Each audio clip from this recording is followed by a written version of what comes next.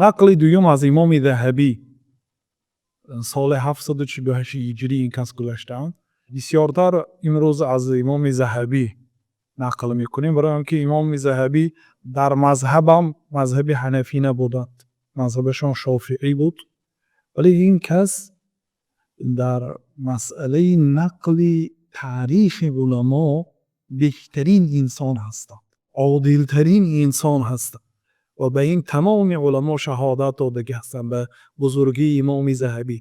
یگان ذره به کسی بدون یگان زهر چکانیدن تاریخ آنها را نقل میکنه. خیلی که هست. حتی حجاج ظالم را صفتهای بدش را بعد اینکه ذکر کردن، بعد از آن یک دو صفت نیک داشت اونام ذکر کردن، یعنی با عدالت. بنابراین از این کس بیشتر نقل میکنه. گفتن که ابو حنیفه النعمان ابن ثابت التیمی الامام. ابو حنیفه کنیهشان، نعمان ابن ثابت نام و نسبشان. نعمان نام خودی ایشان و ثابت نام پدرشان. تیمی نسبتاً چخیلی در بالا بودیم به مولایشان. الامام این لقب است. پیشوا. پیشوی یعنی یک نماز نه. بعضی انسان ها امام مسجدی 5 وقته هستن یا یک در یک نماز امامتی میکنن. در همین فقط نماز به مردمی که به آنهای به ایشان اقتدا کرد، به آنها فقط امامتی دارد، به آدم های محدود در وقت محدود. اما امام ابو حنیفه اگرچه امام مسجد نبودن امام هستن، امام مطلق. بعد گذشتنش این 1300 سال گذشت، امام باقی ماندن و تا روز قیامت امام باقی میماند رحمت الله علیه. امام یعنی اولین لقبی که ذکر کردن امام. فقیه المله، فقیه ملت اسلام، یعنی میشود گفت فقیه ترین با فهم ترین عالمان امت اسلام. عالم العراق، عالم عراق، یعنی در اون زمانی که زندگی کردن عالم عراق بود، ولی وقتی که از دنیا گذشتن دیگه شهرتشون به تمام دنیا مشرق و مغرب پهن شد. ابو حنیفه النعمان ابن ثابت ابن زوطی. نعمان پسری ثابت پسری زوطی التیمی الکوفی. این در کتاب سیر و اعلام النبلا آمده. سیر و اعلام النبلا تقریبا 35 مجلد است. از صحابه های پیامبر صلی الله علیه و از پیامبر صلی الله علیه و سلم شروع کردن تا زمانش، یعنی 700 سال علما که در این مدت زندگی کردن درباره ایشان از امامشان شروع، یعنی از امام علما پیامبر صلی الله علیه و سلم تمام میراثخواران ایشان را از صحابه های تابعین و تبع تابعین تا استادانشان و تا هم عصرهایشان امام ذهبی رحمت الله علیه این 8 قرن را در کتاب سیر اعلام النبلا ذکر کرد. از جمله درباره امام ابو حنیفه خیلی صحیفه های زیاد صحبت کردن که امروز اکثر آن را برای شما نقل میکنیم. مسئله مولد ایشان و اصل ایشان، امام ابو حنیفه در کجا به دنیا آمدن؟ امام ذهبی گفتن که ولد سنت 80 سال 82 هجری به دنیا آمدن فی حیات صغار صحابه، در حیات صحابه های خردسال. صحابه های خردسال یعنی چی؟ صحابه هایی که وقتی که پیامبر صلی الله علیه و سلم از دنیا گذشتن اونا خردسال بودن. مانند حضرت انس وقتی که پیامبر صلی الله علیه و سلم وفات کردن حضرت انس 20 ساله بودن. بعد 70 سال وفات پیامبر صلی الله علیه و سلم امام ابو حنیفه به دنیا آمدن. یعنی انس چند ساله بودن؟ 90 ساله بودن. در حیات صحابه های خرد به دنیا آمدن. صحابه هایی که وقتی که پیامبر صلی الله علیه و سلم وفات کرده اونا حالی جوان بودن، اما پیرها گذشتن بر وقت. یعنی حضرت ابو حنیفه تابعین خرد حساب میشه. آدم که صحابه های 1 نفر 2 نفر صحابه ها را دیدگی هستن. و این چون از اسماعیل نبیرشان نقل دیگر هست. و نعمان ابن المرزبان.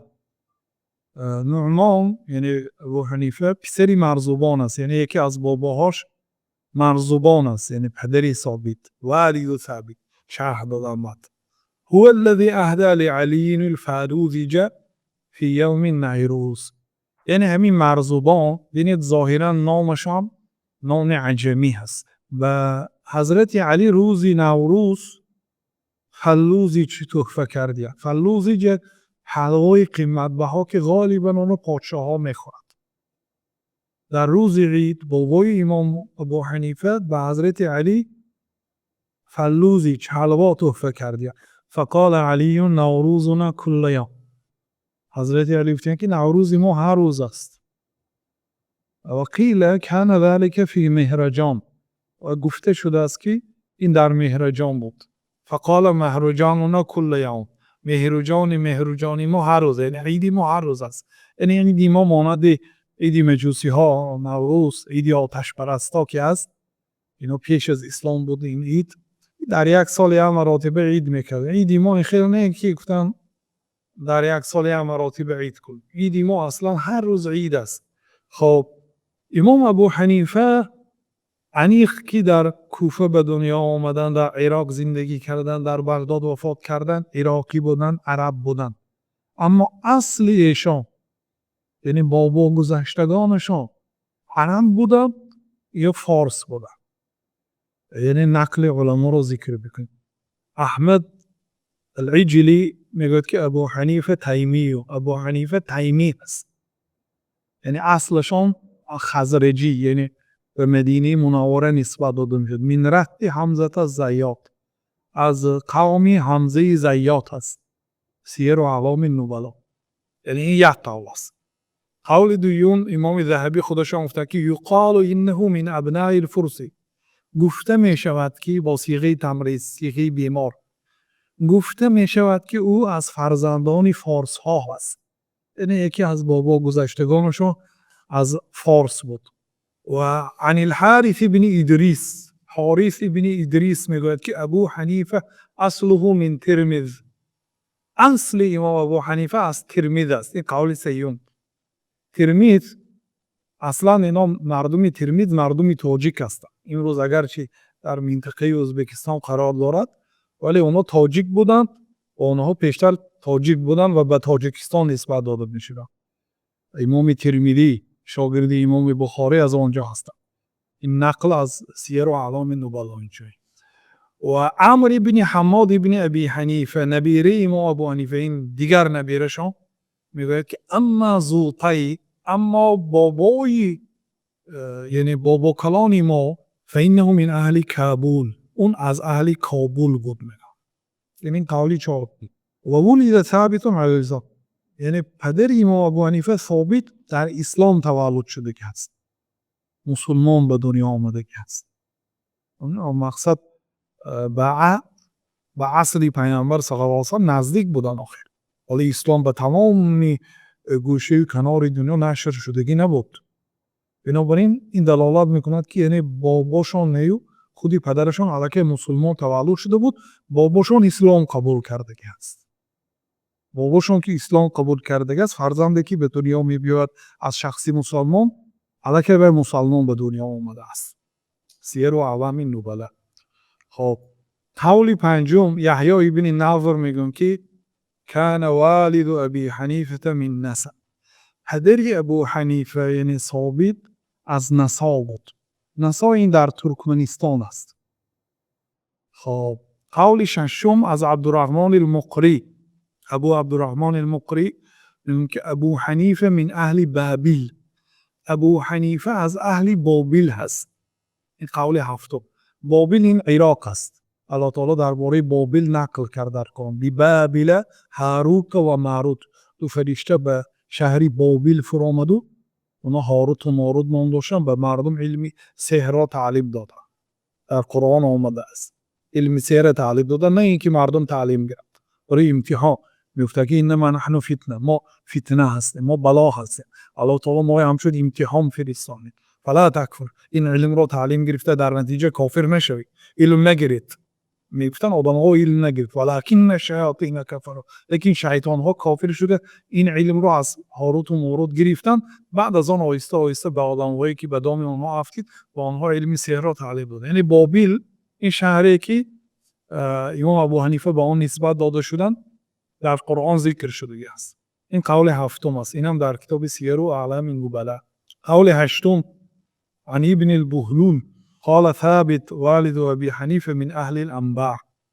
قول یعنی هشتم میگوید که ثابت پدری امام ابو حنیفه از اهل انبار بود. انبار یه شهر در عراق است. اصل اینها از یمن هستند. یمن این کشوری عربی است، در همسایه مکه هست. اینا اصل عرب ها، تمام عرب ها از یمن است. اصل تمام عرب ها از یمن است. میگن که این قبیله یعنی قبیله انبار اینا از یمن بودن. اینا از یمن کوچ بسته آمده در عراق زندگی کردن و پدر ابو حنیفه از آنجا گم. قول هشتم. قول نهم اسماعیل پسر حماد ابو حنیفه، پسر ابو حنیفه یعنی که نبیره ابو حنیفه ممکن نعمان ابن ثابت ابن المرزبان من ابناء الفارس الاحرار. نعمان پسر ثابت پسر مرزبان از فرزندان فارس هستند، یعنی با کلانهاشون فارس بودن و الاحرار آزاد بودند. والله ما وقع علینا رق قط، قسم به نام الله تعالی در نسب ما غلام نیست، ما آزاد بودیم. سیر و اعلام النبلا. و کان زوطی مملوکا لبنی تیم الله ابن ثعلبه. این نقل دیگر است. زوطی یعنی که باباهای امام ابو حنیفه مملوک غلامی بنی تیم الله ابن ثعلبه، یعنی غلامی صحابه بودن. فاعتق آزاد کرده شدن. فولاه لهم، بنابراین ولای ایشان به آنها نسبت داده میشه. امام هم ولای اینا بودن. ثم لبنی قفلی، اینم سپس به بنی قفل. یعنی این یک قول دهم است. این قول میگوید که یعنی اینا عرب بودن. خلاصه اختلاف هست، خیلی که شنیده.